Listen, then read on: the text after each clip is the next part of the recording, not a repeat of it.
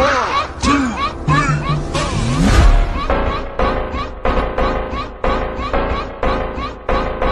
Hello students, welcome back to the channel and your one and only accountancy. तो students, सबसे पहले तो बहुत बहुत खेद है, बहुत बहुत सॉरी है आप लोगों के लिए जो कंटेंट की जो रेगुलरिटी में बाधा आई, जो कंटेंट रेगुलर नहीं आ पाया, but sometimes situation is there that we have to cope up with.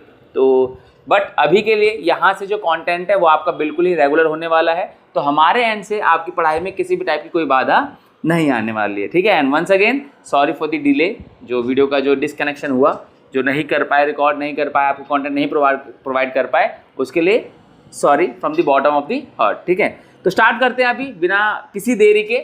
आज हम फिर से एक नया चैप्टर करने वाले हैं। Again it's an important one from examination point of view. जैसे आप बात करते हो, पूछते रहते हो कि सर क्या आएगा, क्या इंपॉर्टेंट है, किस चैप्टर में से। ये इंपॉर्टेंट है और ईजी है। सबसे इंपॉर्टेंट बात ये है कि ये इंपॉर्टेंट भी है और ईजी भी है, यानी कि इसमें से एक क्वेश्चन एग्जाम में पक्का आता है, ठीक है। और ये क्वेश्चन बहुत ईजी है, यानी आप कह सकते हो इन सिंपल वर्ड्स, आप कह सकते हो कि भाई बने बनाए नंबर है। आपको मतलब बने बनाए नंबर है, कोई एक्स्ट्रा एफर्ट्स नहीं डालने, बहुत सिंपल सरल तरीके से क्वेश्चन सॉल्व हो जाते हैं, ठीक है। थ्योरेटिकल पार्ट भी होता है तो बहुत ही सिंपल सा है, रेगुलर लाइफ में यूज होने वाली चीज़ें हैं, ठीक है, जो आप बहुत ही ईजिली रिलेट कर पाओगे, है ना। तो अब चलो बिना किसी तरीके चैप्टर का नाम बताता हूँ मैं आपको। चैप्टर का नाम है सोर्स डॉक्यूमेंट एंड वाउचर, ठीक है। चैप्टर का नाम है सोर्स डॉक्यूमेंट्स एंड वाउचर, है ना। तो इसको दो पार्ट्स में समझते हैं। सबसे पहले बात करेंगे सोर्स डॉक्यूमेंट्स के बारे में और फिर बात करेंगे वाउचर्स के बारे में। बहुत ज़्यादा पार्ट्स नहीं बनने वाले हैं, दो ही पार्ट्स बनेंगे आज और एक अगला वीडियो, ठीक है। दो ही पार्ट्स बनने वाले हैं इसके, एक ये वाली वीडियो जो आप देख रहे हो और एक अगली वीडियो इसकी, ठीक है। दो वीडियो में इसको खत्म करेंगे चैप्टर को, और बहुत ही डिटेल तरीके से खत्म करेंगे। ऐसा भी नहीं कि जल्दी जल्दी में होगा, हड़बड़ में नहीं होगा, सब कुछ बहुत ही सॉर्टेड तरीके से होगा। तो ध्यान से सुनना, कोई दिक्कत परेशानी दुविधा हो तो कमेंट कर देना, कमेंट में लिखना मत भूलना। बाकी स्टार्टिंग में हमारी बात हुई थी, ठीक है, कि हमें एक ऐसी ऑडियंस चाहिए जो सीरियसली पढ़ाई के लिए यहाँ पर बैठे हों, जो सीरियसली जेन्युइनली पढ़ना चाहते हो। और आप लोगों की तरफ से जो रिस्पॉन्स मिला है, जो मैं एक्सपेक्ट कर रहा था कि वो पढ़ने वाली ऑडियंस मेरे पास आएगी, वो आई है ना। वो रिस्पॉन्स दिख गया है। जो मैंने स्टार्टिंग की वीडियोस में बोला था कि भाई अपना नाम, अपना स्टेट लिखना, लोगों ने उसको फॉलो भी किया, बच्चों ने उसको फॉलो भी किया। तो इट्स गुड टू सी कि भाई जैसी ऑडियंस चाहिए वैसी ऑडियंस आ रही है, सीरियस ऑडियंस आ रही है, जो एक्चुअली पढ़ना सीखना चाहती है, ठीक है। तो इसके लिए आपका तहे दिल से धन्यवाद, ठीक है। और ऐसे वीडियो में बने रहना, कमेंट करते रहना। कोई दिक्कत परेशानी दुविधा संकट हो तो कमेंट करना मत भूलना। और इसको हम अपना एक ट्रेडमार्क बना लेते हैं। क्या, आप जब भी वीडियो में आओगे, जिस भी वीडियो में आओगे, बस वहाँ पर आपको अपना नाम, ठीक है, क्लास हमें पता है, 11th की वीडियो देख रहे हो तो हमें पता ही है, और अपना स्टेट का नाम लिख देना, सो दैट मुझे पता चले कि एक्चुअली में किस किस स्टेट से बच्चे पढ़ने में सीरियस हैं, ठीक है। ताकि एक मोटिवेशन आए और अच्छा और बेहतर, जितना बेस्ट हो सके कंटेंट आपके लिए बनाते जाए। तो चलो अभी बिना किसी देरी के चैप्टर शुरू करते हैं। नाम और अपना स्टेट कमेंट में जरूर लिख देना। देखो क्या है, सबसे पहले बात करते हैं सोर्स डॉक्यूमेंट के बारे में। सोर्स डॉक्यूमेंट क्या है? Source document are written documents containing details of the transaction. Source documents are the written document containing the details of the transaction. Transaction क्या होता है? लेन देन होता है, जिसमें मनी या मनी वर्थ इन्वॉल्व हो, उसे हम ट्रांजैक्शन बोलते हैं, ठीक है। और जिस स्लिप पे उस ट्रांजैक्शन की सारी इंफॉर्मेशन होती है, उसी को बोलते हैं सोर्स डॉक्यूमेंट। इसके बहुत सारे आपके रियल लाइफ के एग्जाम्पल हैं, ठीक है। आप बैंक में पैसा डिपॉजिट कराने जाते हो, वहाँ से स्लिप मिलती है आपको, पेन स्लिप के नाम से जानी जाती है। आप कोई भी सामान खरीदते हो तो आपको एक कैश मेमो, एक बिल मिलता है, वो सोर्स डॉक्यूमेंट है ना। अब बहुत सारी चीज़ें नहीं, एक सिंपल सा आपको बताता हूँ कि आप किसी भी दुकान पर जाते हो, किसी फोटो स्टूडियो पे जाते हो जहाँ पे आपको पासपोर्ट साइज फोटो खिंचवानी होती है, तो आपको एक पर्ची देते हैं ना पर्ची, इस पर लिखा होता है कि इतनी फ़ोटोज़ हैं, ठीक है, इतने रुपए एडवांस है, इतना बैलेंस है, इतनी तारीख को मिलेगा। तो वो भी अगर अपने आप में देखो ना, although it is not formal, ठीक है, अकाउंटिंग यूज में इसको कंपनीज में यूज नहीं किया जा रहा, लेकिन फिर भी आपकी अगर लाइफ से बात करूं तो वो आपके लिए क्या, एक तरीके से वाउचर ही है। तो अगर मैं सिंपली बात करूं सोर्स डॉक्यूमेंट की, source document basically are those written documents that provide the information to the transactions. जो ट्रांजैक्शंस हुई है उसकी इंफॉर्मेशन प्रोवाइड कर रहे हैं वो आपको, कि भाई ये सामान खरीदा, इतने में खरीदा, इतनी तारीख को खरीदा। तो these are nothing but the evidences, है ना, information provided about the transaction that has taken place. जो ट्रांजैक्शन हुई है, जो लेन देन हुए हैं, जो खरीदना बेचना हुआ है, उसकी एक स्पेसिफिक इंफॉर्मेशन रिटर्न फॉर्म में जो प्रोवाइड करता है, जो डॉक्यूमेंट प्रोवाइड करता है, उसी को क्या कहा जाता है? Source document. ठीक है, सोर्स डॉक्यूमेंट समझ में आ रहा है? यानी it is source of the information to the transaction. सही है, उस इंफॉर्मेशन का सोर्स है जो ट्रांजैक्शन हुई है। वो कागज की पर्ची हो सकती है, वो आपका एक रिटर्न बिल हो सकता है, वो आपका आज के टाइम पे तो बहुत ई बिल चल रहे हैं तो वो ई बिल हो सकता है। तो बहुत अलग अलग टाइप के होते हैं। ठीक है, तो अब हम बात करते हैं हमारे सिलेबस में कितने टाइप के हैं जो हमें समझने हैं। These are first record about details of the business transaction. और यही बात है कि ये सबसे पहले रिकॉर्ड्स होते हैं, सबसे पहले ये रिकॉर्ड्स किए जाते हैं, लिखे जाते हैं। क्योंकि कोई सामान खरीदा, आपने फ़ोन खरीदा, तो सबसे पहले आपको बिल मिलेगा ना। तो बिल क्या है? सोर्स डॉक्यूमेंट है। किसका? उस ट्रांजैक्शन का, उस ट्रांजैक्शन का जो आपने करी है फ़ोन खरीदने के लिए। तो उस बिल के ऊपर सब कुछ मेंशन होता है ना। तो यही है आपका सोर्स डॉक्यूमेंट, जो कि ट्रांजैक्शन के लिए इंफॉर्मेशन प्रोवाइड कर रहा है जो आपने की है खरीदने बेचने के लिए। ठीक है, अब कितने टाइप के हैं? सबसे पहले नंबर पर आता है आपका कैश मेमो। ये कैश मेमो क्या होता है कि जब भी आप कोई चीज़ कैश में खरीदोगे, ठीक है, तो वहां पर एक बिल जो आपको मिलता है ना, उसके ऊपर साइड में लिखा रहता है कैश मेमो नंबर। ठीक है, तो ये है तुम्हारा कैश मेमो कि तुम जाओगे, सामान खरीदोगे, कैश में पेमेंट करोगे, तो जो बिल बनेगा ना उसके ऊपर साइड में लिखा रहेगा cash memo. That is called cash memo number. और कुछ भी नहीं है कैश मेमो, और कोई रॉकेट साइंस नहीं है कैश मेमो। सिंपल सा एक बिल के ऊपर लिखा रहता है, तो ये एक ट्रांजेक्शन का सबूत होता है। ठीक है, नेक्स्ट गुड्स आर, क्या इसके बारे में? Goods are sold against cash prepaid by seller. और इससे कौन बनाता है? सेलर बनाता है। ठीक है, नेक्स्ट पे इन स्लिप। दूसरा क्या है? पे इन स्लिप। ये आई एम नॉट श्योर कि आप में से किसने देखा होगा, किसने नहीं देखा होगा, शायद आपने ना भी देखा हो, क्योंकि अब ज़्यादातर चीज़ें जो है ना डिजिटल हो गई हैं, है ना। तो ज़्यादातर ट्रांजेक्शन्स वगैरह जो होती है वो मशीन के थ्रू हो रही हैं। तो पहले क्या होता था ना, अपने पेरेंट्स से पूछना, दे विल टेल यू कि जब बैंक में पैसा डिपॉजिट कराने जाते थे ना, जब बैंक में पैसा जमा कराने जाते थे, तो एक ना ये इतनी एक चौड़ी सी ना एक स्लिप मिलती थी ऐसे। उस स्लिप में 2 पार्ट्स बने होते थे, एक पार्ट ये 1/4 और एक ये 3/4, है ना। 1/4 वाले पार्ट में आपको दोनों में इंफॉर्मेशन भरनी पड़ती थी कि कौन कौन सी करेंसी है ना, उसकी कितनी कितनी वैल्यूएशन है, कितने नंबर ऑफ नोट्स हैं, कितनी डेट को कर रहे हो, आपका नाम क्या है, आपका अकाउंट नंबर। तो वो सारी इन्फॉर्मेशन यहाँ भी भरनी होती थी और वो सारी इन्फॉर्मेशन यहाँ सेकंड पार्ट में भरनी होती थी। एक 1/4 पार्ट होता था और एक 3/4 पार्ट होता था उस पूरी बड़ी स्लिप का। जितनी बड़ी आपकी चेक बुक होती है ना, चेक देखा आपने, चेक की लीफ देखी होंगी, उतनी ही एक पेज स्लिप होती थी। लेकिन बैंक वाले क्या करते थे, इस वाले पार्ट को, ये जो बड़े वाला पार्ट है, इस पे स्टैंप लगा के वो अपने पास रख लेते थे, और जो दूसरा वाला पार्ट है उस पर स्टैंप लगा कर साइन करके वो जो कैशियर है वो आपको एज अ कस्टमर प्रोवाइड कर देता था। आप कस्टमर थे तो आपको मिल जाता था वो। उसी को बोलते थे पे इन स्लिप। यानी it is a slip being filled in order to deposit the money in the bank accounts, and the 1/4 part of the slip was given to the customer as a proof, है ना। मान लो कि तुमने पैसे जमा कराए और 2, 4, 5 दिन तक तुम्हारे अकाउंट में पैसा नहीं आया, क्रेडिट नहीं हुआ, तो आप बैंक के पास जाओगे और बैंक को बोलोगे मेरे अकाउंट में पैसा नहीं आया, तो do you have any proof कि आपने जमा भी कराए थे? अगर आपके पास वो पे इन स्लिप नहीं है तो बात समझ में आ रही है। तो pay in slip is nothing but the सबूत ऑफ द ट्रांजेक्शन, दैट कि भाई आप तो बैंक को क्लेम कर सकते हो, ये रहे आपके हेड कैशियर के साइन है यहाँ पर, ठीक है, ये बैंक की स्टैंप लगी हुई है, डेट लिखी हुई है और इतना अमाउंट है, देखो मेरे अकाउंट में पैसा नहीं आया, है ना। तो वहां पर आप क्लेम कर सकते हो। तो पे इन स्लिप क्या होती है? उस ट्रांजैक्शन का एक सबूत है कि जो ट्रांजैक्शन हुई है। नेक्स्ट हमारा क्या है? रिसीट। नाम से क्लियर है, जो स्लिप होती है किसी भी चीज़ को ट्रांजैक्शन के बदले में जो रिसीट मिलती है, जो स्लिप मिलती है, जो पर्ची मिलती है, उसी को रिसीट बोलते हैं। तो व्हेन अ कैश और cheque is received from the customer, a receipt for the amount received is issued, है ना। जो प्रूव किया जा रहा है कि हाँ भाई ये ऐसा ऐसा हमें दिया जा रहा है। मैं तुम्हें एक एग्जांपल दिखाता हूं, देखो ये हमारा इंस्टीट्यूट है ना, ऑफलाइन इंस्टीट्यूट जो हमारा है, उस ऑफलाइन इंस्टीट्यूट की ना फी स्लिप है। तो अब जैसे कोई भी स्टूडेंट फी देगा तो हम क्या करेंगे, यहाँ पर उसका अमाउंट देंगे, यहाँ पर सब कुछ डाल के इन्फॉर्मेशन, और ये रिसीट हम उसको प्रोवाइड कर देंगे। समझ रहे हो? तो ये क्या है? ये रिसीट है, क्या है? ट्रांजैक्शन का सबूत है कि भाई कोई ट्रांजैक्शन है। शायद आपको दिख नहीं रहा होगा, ये देखो यहाँ से दिख रहा होगा आपको, है ना। तो ये इंस्टीट्यूट का नाम हो गया, यहाँ पर स्टूडेंट का नाम होगा, अमाउंट होगा, क्लास होगा, सारी इन्फॉर्मेशन, और ऑथराइज पर्सन का सिग्नेचर हो जाएंगे, और ये रिसीट हम स्टूडेंट को हैंड ओवर कर देंगे। अब इससे क्या होगा? उसके पास सबूत है कि अब हम उसी महीने में अगर चोरी छुपे से या धोखाधड़ी से एक्स्ट्रा पैसे मांग सकते हैं क्या? नहीं मांग सकते। वैसे हमारी ऐसी कोई नियत नहीं है, लेकिन समझाने के पॉइंट ऑफ व्यू से बात कर रहा हूं कि ये एक सबूत है। यही इसी को बोलते हैं सोर्स डॉक्यूमेंट, है ना, जो एक इंफॉर्मेशन प्रोवाइड कर रहा है। अब बच्चों के पास इंफॉर्मेशन है कि yes we have submitted fee and we have information that we have collected fee. आ रही बात समझ में? तो यही और कुछ नहीं है, ये एक जो पर्ची है ना, ये पर्ची ही क्या है आपकी सोर्स डॉक्यूमेंट, है ना। ऐसे बहुत सारे अलग अलग एग्जाम्पल होते हैं। तो ऐसी एक रिसीट हमने इशू कर दी, हमने पैसा लिया, बदले में एक रिसीट इशू कर दी कस्टमर को, अपने स्टूडेंट्स को, ठीक है। नेक्स्ट आता है हमारा इनवॉइस।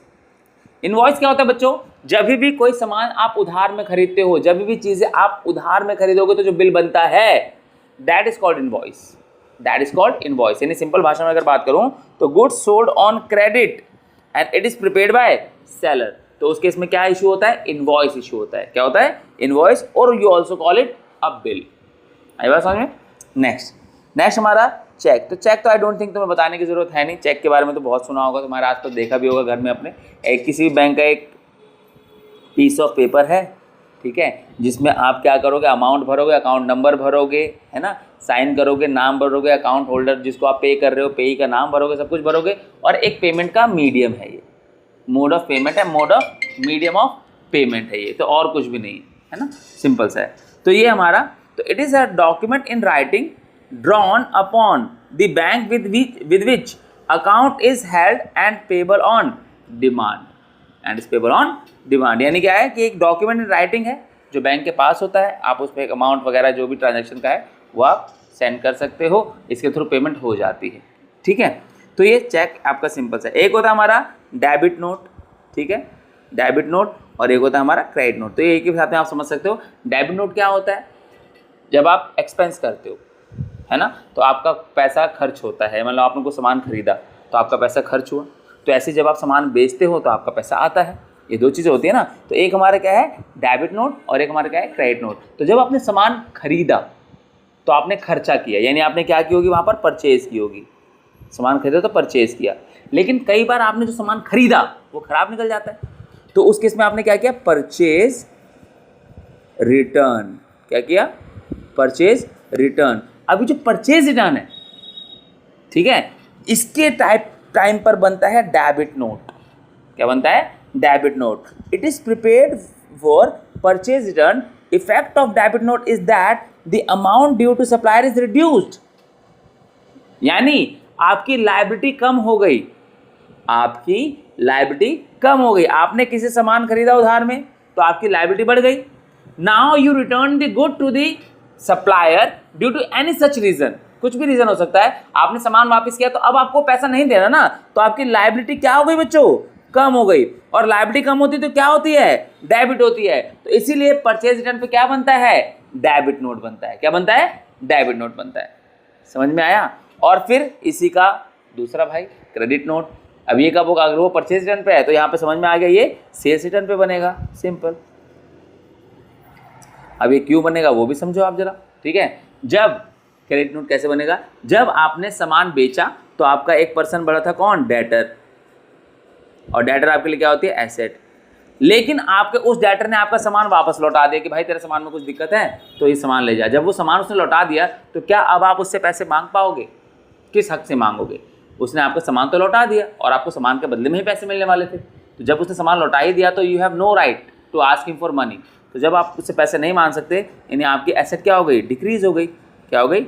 डिक्रीज। और ऐसे डिक्रीज होती है तो क्या होती है? क्रेडिट होती है। तो इसलिए बनता है क्रेडिट नोट। तो ध्यान रखना, डेबिट नोट बढ़ता है परचेज रिटर्न के लिए, क्योंकि वहाँ पर लायबिलिटी कम हो रही है, तो लायबिलिटी कम होती है तो डेबिट होती है। और क्रेडिट नोट बनता है सेल्स रिटर्न के लिए, क्योंकि जब सेल्स रिटर्न हो रही है इसका मतलब वहाँ पर आपके डेटर कम हो रहे हैं, एसेट कम हो रही है। एसेट कम होती है तो क्या होती है? क्रेडिट नोट होती है। तो ये होता है हमारा डेबिट नोट और हमारा क्रेडिट नोट। तो इसी के साथ हमने इसका जो थ्योरी वाला पार्ट है इस चैप्टर का, वाउचर के सोर्स डॉक्यूमेंट के कितने टाइप्स होते हैं, वो हमने बहुत डिटेल में पढ़ लिया। आई एम श्योर आपको लग रहा होगा कि वीडियो थोड़ी सी बड़ी होगी, लेकिन वर्थ है। सारी चीज़ें हमने डिटेल में डिस्कस की है, बिल्कुल अच्छे से डिटेल में डिस्कस किया है। तो आई एम श्योर इसमें आपको ज़्यादा दिक्कत होने वाली नहीं है, क्योंकि भाई स्टार्टिंग से हमारा एक ही फंडा चल रहा है ना। हमारा एजेंडा एक ही है कि हमें समझने के लिए पढ़ना है, हमें सिर्फ नाम के लिए नहीं पढ़ना है कि हमारा सिलेबस कंप्लीट हो गया। नहीं, चीज़ें अगर पढ़ ली हैं, कर ली हैं तो आनी भी चाहिए। For that reason video may be long, that's fine, absolutely fine, कि भैया तुम्हारी इन्वेस्टमेंट है ये। Time is an investment. तुम अगर एज अ स्टूडेंट अपनी पढ़ाई में टाइम इन्वेस्ट नहीं करना चाहते हो, भैया मत ही पढ़ो। समझ रहे हो आप मेरी बात? मैं क्या कहना चाह रहा हूँ? तो अगर चीज़ें पहली बार कर रहे हो, 11th में पढ़े हो, इससे पहले तो ये तो नहीं कि 10th तक तुमने इससे पढ़ा हुआ है, तो जब पहली बार पढ़ रहे हो तो आपको चीज़ें बेसिक से जाननी पड़ेंगी, तो it will take some time. ठीक है, तो बस सिंपल सा है, टाइम इन्वेस्ट करना पड़ेगा और ज़्यादा कुछ नहीं बोलूँगा, ठीक है, फालतू की बातें और नहीं होगी। अब आ जाते हैं वाउचर्स के ऊपर। अब वाउचर्स क्या होता है, हमने देख ही लिया कि ऊपर वाले जितने भी सोर्स डॉक्यूमेंट थे वो सब क्या कर रहे थे, किसी ट्रांजैक्शन का सबूत थे कि भाई ये ट्रांजैक्शन हुई है, वो इस चीज़ का प्रूफ है कि हाँ ये ट्रांजैक्शन हुई है। तो वाउचर को तो सीधा सीधा यही बोलता है, वाउचर सीधा यही है क्या, vouchers are the evidence of the business transaction that has taken place, कि बिजनेस में होने वाले जो ट्रांजैक्शंस हैं उनका सबूत होते हैं वाउचर, उसका प्रूफ होते हैं वाउचर। तो vouchers are nothing but the सबूत of the transactions that has taken place in the business. Business में होने वाले जो ट्रांजैक्शंस हैं उनका सबूत कौन होते हैं, वाउचर्स होते हैं। सिंपल, आ रही बात समझ में, ठीक है। अब ये वाउचर जो है बच्चों, ये दो टाइप के होते हैं, एक होता है कैश वाउचर और एक होता है नॉन कैश वाउचर। यानी सिंपल नाम से बता रहे हैं अपने आप को, कैश वाउचर क्या होते हैं, जहां पर कैश इन्वॉल्व होता है, ठीक है। जिस वाउचर में कैश इन्वॉल्व होगा वो कैश वाउचर कहलाएगा। जिस वाउचर को बनाने के लिए जिस ट्रांजैक्शन में कैश इन्वॉल्व नहीं होगा वहां पर नॉन कैश वाउचर बनता है। उसके बारे में बात करेंगे बाद में। आज की वीडियो में हम बस डेबिट वाउचर तक खत्म करेंगे, है ना, ताकि आपको वाउचर का एक हेड पता चल जाए और अगली वीडियो में ये आपका चैप्टर पूरा खत्म हो जाएगा। बाकी कोई दिक्कत परेशानी दुविधा संकट कोई डाउट हो तो कमेंट में ज़रूर लिख देना, ठीक है। इसके लिए वेट करने की ज़रूरत नहीं है, ठीक है। और हाँ, आई एम श्योर अभी तक तुमने अपना नाम और स्टेट लिख दिया होगा, रिवाइज करा रहा हूँ, तुम्हें रिमाइंड करा रहा हूँ, ठीक है। तो देखो क्या है, prepare debit voucher is prepared when payment is made. तो बड़ा सिंपल सा है, डेबिट वाउचर कब बनता है, जब समझो इसको ऐसे, एक मिनट रुको जरा, थोड़ा सा टाइम दो मुझे। हाँ ठीक है, देखो क्या, जब तुम्हारी जेब से पैसा जाएगा, सिंपल ऐसे समझना, ठीक है। तो जब तुम्हारी जेब से पैसा जाएगा तब बनेगा डेबिट वाउचर, और जब तुम्हारी जेब में पैसा आएगा तब बनेगा क्रेडिट वाउचर। अभी हम बात करें डेबिट वाउचर की, यानी कि सिंपल समझना, जब तुम खर्चे करोगे ना, जब तुम एक्सपेंस करोगे तो तुम्हारा क्या बनेगा, डेबिट वाउचर बनेगा। परचेज ऑफ गुड्स, है ना, purchase of machinery, purchase of land, जेब से पैसा जा रहा है तुम्हारे, आप अदर एस्पेक्ट को नहीं देखोगे यहाँ पर, अभी आप सिर्फ डेबिट एस्पेक्ट को देखोगे, यानी तुम्हारी जेब से पैसा जा रहा है। किसकी वजह से जा रहा है आपको बस ये देखना है, क्योंकि जब पैसा जेब से जाएगा तो कुछ ना कुछ डेबिट होगा, या तो आपका एक्सपेंस डेबिट होगा या तो आपकी एसेट डेबिट होगी। सिंपल समझो, जेब से पैसा जा रहा है, जब जेब से पैसा जाएगा तो या तो तुम्हारा कोई एसेट डेबिट हो रहा होगा, वहाँ पर यही होगा ना, तुम्हारी कोई एसेट डेबिट हो रही होगी, या तो तुम्हारा एक्सपेंस बढ़ रहा होगा, यानी कि तुमने परचेज किया, गुड्स परचेज किया आपने तो पैसा जाएगा आपका, मशीनरी परचेज की तो पैसा आपका जाएगा। आ रही बात समझ में। तो ऐसी कंडीशन में जब आपकी जेब से पैसा जाएगा तो उस केस में बनेगा क्या, डेबिट वाउचर। क्या बनेगा, डेबिट वाउचर। चलो बिना किसी देरी के फटाफट से शुरू करते हैं डेबिट वाउचर का फॉर्मेट, ठीक है। गिनती के 10 स्टेप्स, 10 स्टेप में तुम्हारा वाउचर बन के तैयार। और अच्छी बात क्या है, आगे भी आपको सेम चीजें रिपीट करनी है। सबसे पहले नंबर पर आता है यहाँ पर name of the company, top पे बिल्कुल, लर्नालय लिमिटेड, लेट्स से ये कंपनी का नाम। कंपनी के नाम के बाद, ठीक है, इसके left hand side, right hand side पर यहां पर आएगा डेट, और डेट के सामने उस डेट की वैल्यू, आप ये समझो, यानी आपको डेट भी लिखना है, यानी डेट की जगह रिप्लेस नहीं करना है, डेट भी लिखना है और उसके सामने जो दिन है, जो तारीख है वो लिखनी भी है आपको, यानी ऐसे 22 ऑफ जुलाई 2024, यानी डेट के सामने उसकी वैल्यू जो डेट की है। इसके ठीक सामने, बिल्कुल सामने लेफ्ट हैंड साइड पर आएगा वाउचर नंबर, ठीक है, जो भी होगा। ये क्वेश्चन में आपको दिया होगा, या तो क्वेश्चन में दिया होगा, और अगर नहीं दिया हुआ तो यहाँ पर 1 2 3 आप एज्यूम कर लेना, कोई प्रॉब्लम नहीं है, ठीक है। वाउचर नंबर 1 2 3, अगर क्वेश्चन ने दिया हुआ है तो आपको वाउचर नंबर वही लेना है, और अगर क्वेश्चन ने नहीं दिया है तो आपको अपने हिसाब से लेना है, ठीक है। उसके बाद यहाँ पर आता है अमाउंट, यहाँ पर आता है अमाउंट। अब देखो पूरा वाउचर 3 हिस्सों में बटा हुआ है, आपको एक तो ये दिख रहा होगा, ये ब्लू वाला पोर्शन ऊपर वाला, एक ये, फिर ये बॉडी दिख रही होगी, बीच वाली बॉडी जो आपको दिख रही है यहाँ पर, ये एक सेकेंड, ये बीच वाली बॉडी, और एक तीसरा आपको दिख रहा होगा सबसे नीचे वाला पार्ट, ये। तो 3 हिस्सों में बटा हुआ है, सेकंड पार्ट ये है, थर्ड पार्ट ये है, और फर्स्ट पार्ट ये है हमारा, ये ऊपर वाला हिस्सा, ये फर्स्ट पार्ट है। 3 हिस्सों में वाउचर बटा हुआ है आपका कुल मिला जुला के। तो पहले पार्ट में आते हैं स्टार्टिंग के 4 स्टेप्स, पहले पार्ट में आएंगे स्टार्टिंग के 4 स्टेप। तो देख लेते हैं जरा वो 4 स्टेप कौन कौन से हैं, नंबर 1 पे, ठीक है। देखो सबसे पहले ये स्टेप नंबर 4 में से ये पहले नंबर पे आपको कंपनी का नाम लिखना है, दूसरे नंबर पे यहाँ पर आपको ये डेट लिख देनी है, तीसरे नंबर पे वाउचर नंबर लिख देना है और चौथे नंबर पे आपको लिख देना है अमाउंट। ये 4 हो गए फर्स्ट पार्ट में, है ना, पूरे 4 हिस्सों में 3 हिस्सों में बटा हुआ है, फर्स्ट पार्ट में आ गया। सेकंड पार्ट में क्या जाएगा, सेकंड पार्ट में आप क्या बना रहे हो, डेबिट वाउचर। अब डेबिट वाउचर का मतलब क्या है कि भाई जो आपका पैसा गया है वो किसकी वजह से गया है, यही होता है ना कि पैसा जा रहा है तो क्रेडिट होगा। अब किसकी वजह से जा रहा है वो दूसरा अकाउंट होता है, जो अकाउंट इन्वॉल्व होता है। तो लेट्स से कि आपने मशीनरी परचेज की, एक एग्जांपल लेता हूँ, परचेज मशीनरी फॉर ₹10,000, तो उस केस में क्या हुआ, आपका कैश गया, है ना, लेकिन डेबिट क्या हुआ, डेबिट हुआ मशीनरी। तो आपको यहाँ पर मेंशन करना पड़ेगा डेबिट, ठीक है, और उस डेबिट के आगे उस अकाउंट का नाम जो डेबिट हुआ है इस ट्रांजैक्शन में, कौन, मशीनरी। तो डेबिट क्या, मशीनरी अकाउंट। अब बहुत सिंपल सा है, देखो अब मशीनरी अकाउंट है, मान लो आपने लिखा होता है यू परचेज गुड्स, तो वहां पर क्या हुआ, कैश गया है लेकिन बदले में क्या हुआ है, गुड्स आई है, किसकी वजह से, परचेज की वजह से। तो यहाँ पर हो जाएगा डेबिट परचेज अकाउंट, ठीक है। आपने लैंड खरीदी है तो डेबिट लैंड अकाउंट, ठीक है। आपने बिल्डिंग खरीदी है तो डेबिट बिल्डिंग अकाउंट। आ रही बात समझ में। तो जिस भी वजह से आपका पैसा जा रहा है ना, वो अकाउंट जो डेबिट हो रहा है उस डेबिट वाले को ले लेना है आपने, उस ट्रांजैक्शन में डेबिट वाले एस्पेक्ट को देख लेना है। आ रही बात समझ में, ठीक है।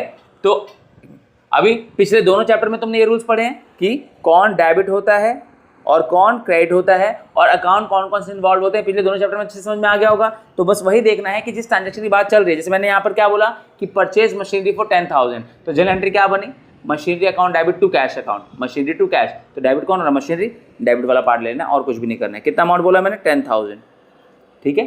फिर इसके बाद यहाँ पर आएगी इसकी नरेशन, नरेशन क्या आएगी, बीइंग, भाई जो आप लिखते हो जनरल में, बीइंग परचेज्ड मशीनरी फॉर ₹10,000 लिख दोगे आप, एग्जैक्टली सेम वे लिखनी है। फिर इसके बाद यहाँ पर आएगा आपका टोटल, कितना है टोटल भाई, 10,000, ठीक है, 10,000 टोटल है, 10,000 आपने डाल दिया, अकाउंट हो गया क्लोज। तो ये सेकंड बॉक्स जो आपको दिख रहा है, अब इसमें कितने हिस्से आए भाई, 5वें नंबर पे क्या आएगा हमारा, ये यहाँ से यहाँ तक जो डेबिट कर रहे हो आप, ये 5वां हो गया है स्टेप। 6ठा स्टेप क्या होगा आपका, इसकी नरेशन। 7वां स्टेप क्या होगा इसका, आपका अमाउंट। 8वें स्टेप में क्या होगा इसका, टोटल। 8 स्टेप हो गए पूरे आपके, है ना। बचे कितने, 2 लास्ट वाले बॉक्स के लिए। तो उसमें बहुत सिंपल है, कुछ भी नहीं करना है। यहाँ पर आएगा SD अकाउंटेंट और यहाँ पर इसके ठीक सामने लेफ्ट हैंड साइड पर SD मैनेजर, ठीक है। विच शोज देयर डेजिग्नेशंस कि भैया ये जो लोग हैं ये ऑथराइज्ड पर्सन है, जिन्होंने इस पूरे वाउचर के लिए ये रिस्पॉन्सिबल हैं, ठीक है, क्योंकि एट द एंड वो जो भी ट्रांजैक्शन हो रही है वो किसी ऑथराइज्ड पर्सन से होके गुजरेगी, है ना। तो उनके साइन कह लो आप, उनकी पोजीशन जो अपने साइन वगैरह स्टैंप वगैरह डाल देंगे यहाँ पर और ये वाउचर बनके आपका तैयार। और लास्ट जो कि सिर्फ डेबिट वाउचर में होता है वो है यहाँ पर, ये आपको दिख रहा होगा ना, ये रिसीव वाला पार्ट, रिसीव्ड, ये दिख रहा है ये वाला पार्ट, ये स्टैम्प। तो ये क्या होता है, बहुत सिंपल सा है। किसी भी तुम स्टोर में जाओगे बड़े, तो वो क्या करते हैं, जो गेट कीपर होता है ना, गेट कीपर के पास एक बिल होता है, आपके पास एक बिल होता है, गेट कीपर कहता है दिखाओ, और फिर वहाँ पर स्टैंप लगा देता है पेड, या तो बिलिंग काउंटर पे वहाँ पे पेड का स्टैंप लग जाता है। तो वही स्टैंप जो है वो यहाँ पर लग जाएगा, सेम ऐसे एग्जैक्ट ऐसे। आपको कुछ भरना नहीं है इसमें, रिसीव्ड कुछ भी नहीं करना है, रेवेन्यू स्टैंप खत्म, एज इट इज। जो फॉर्मेट यहाँ पर आपको बना हुआ है ना, रिसीव्ड, फिर dot dot dot dot dot dot dot and so on, कहाँ स्टैंप रिसीव रेवेन्यू स्टैंप, यहाँ तक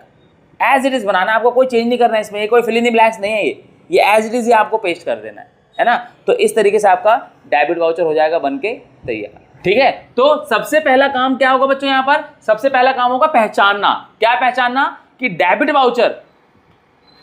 वाउचर बनता कब है। ध्यान रखना, डेबिट वाउचर तब बनता है जब तुम्हारी जेब हल्की होती है। तुम्हारी जेब कब हल्की होती है, जब तुम्हारी जेब से पैसा जाएगा, यानी तुम्हारा खर्चा होगा। तो जब तुम्हारी जेब से पैसा जाएगा तब बनेगा क्या, डेबिट वाउचर। ध्यान रखना, इसमें कोई कंफ्यूजन होनी नहीं चाहिए आपको, ठीक है। तो अब इसके TS ग्रेवाल में आपके DK गोयल जो भी आपके स्कूल में लगाई हुई है, अच्छे खासे क्वेश्चंस अवेलेबल हैं, उनकी प्रैक्टिस करो। किसी क्वेश्चन में डाउट हो तो कमेंट में लिखना मत भूलना, उसको एक्सप्लेन करने के लिए एक छोटी वीडियो बना दी जाएगी, कोई प्रॉब्लम नहीं है। मैं स्टार्टिंग से एक ही बात बोलता आ रहा हूँ कि whatever you will need we will try to provide, है ना। तो कमेंट करके बताना कि समझ में आया या नहीं आया, कैसा लगा वीडियो, कैसी लगी, इन्फॉर्मेटिव लगी या नहीं लगी, आपके फायदेमंद लगी या नहीं लगी। अगर आपको समझ में आ रहा है तो ऑब्वियसली आपके साथ के जो लोग हैं जो कि 11th में हैं, आपके साथ इन चैप्टर्स को पढ़ रहे हैं, उनको भी समझ में आएगा, तो ज़्यादा से ज़्यादा उनके साथ शेयर कर दो, ठीक है। चैनल पर नए हो तो चैनल को सब्सक्राइब कर दो, क्योंकि इस पूरे साल पढ़ाई चलने वाली है। लगातार पढ़ाई चलने वाली है, पूरी तैयारी होने वाली है, इंपॉर्टेंट क्वेश्चंस आने वाले हैं, टेस्ट सीरीज, जो कुछ हो सकेगा every single information will be provided to you guys. Every useful content जो कि आपके मतलब का होगा आपको प्रोवाइड किया जाएगा। ठीक है, तो चैनल पे बने रहो, सब्सक्राइब करो, शेयर करो, और जो भी दिक्कत परेशानी दुविधा संकट और अगर कुछ अच्छा लग रहा है तो वो भी कमेंट करके जरूर बताते रहो, क्योंकि communication is required. So this is it from this video. अगली वीडियो में आएगा इस चैप्टर का सेकंड पार्ट और वो चैप्टर हो जाएगा खत्म। मिलते हैं अगली वीडियो में इस चैप्टर के सेकंड पार्ट के साथ। Till then take care of yourself. This is Pankaj Rai signing out.